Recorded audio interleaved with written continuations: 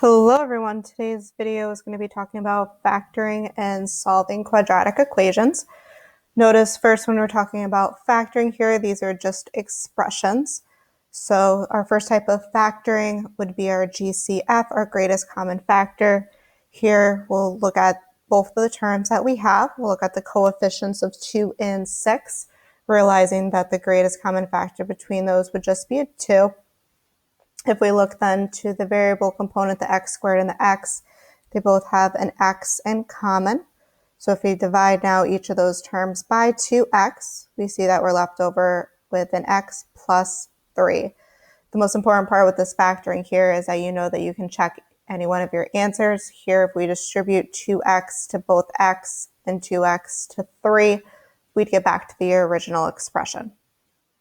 The second type of factoring technique is what happens when we're factoring a trinomial, so 3 terms with a equal to 1. So our leading coefficient here is just a 1.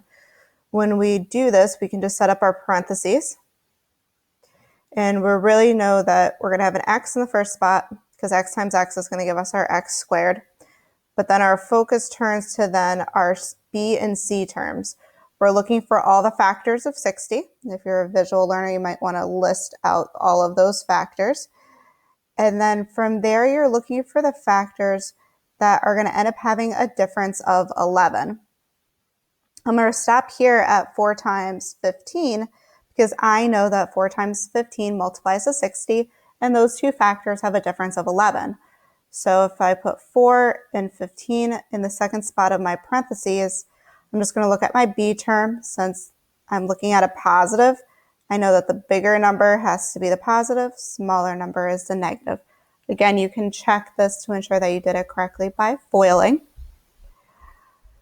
If we look down to our third example, this one again is a trinomial, but here our a term, our leading coefficient, is greater than 1.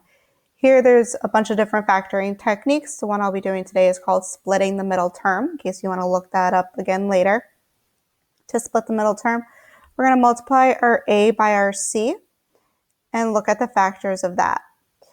We're looking for the factors here that are going to have a difference of 9, since 9 is our b value. So I know I'm going to split my middle term apart. I'm going to rewrite that middle term of negative 9 using a 10 and a 1. So I'm going to have to use a negative 10x and a positive 1x. Bringing down our a and c terms, those don't change at all. Here, I'm going to group the 4 terms that I have here and look for a greatest common factor. Greatest common factor would be 2x, leaving us with x minus 5. Greatest common factor of the second set doesn't appear to be 1, so I can just put a 1. And again, we'd be left with an x minus 5.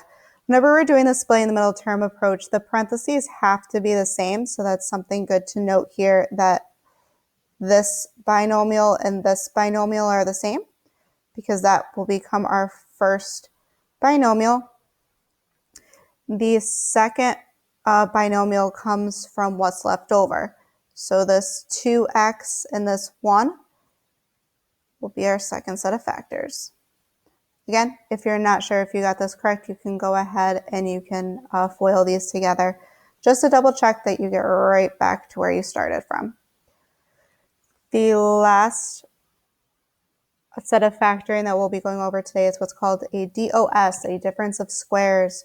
So you know that you're looking at a difference of squares if you're looking for a binomial, so 2 terms that are being subtracted from one another. And both of those terms are perfect squares.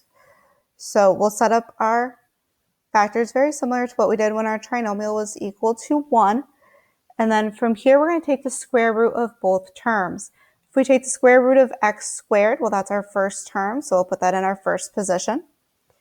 The square root of the second term, square root of 36, is 6, so we'll put that in our second position. And then in order to have our middle two terms cancel out, we're going to have opposite signs. So one's going to be a minus and one's going to be a plus.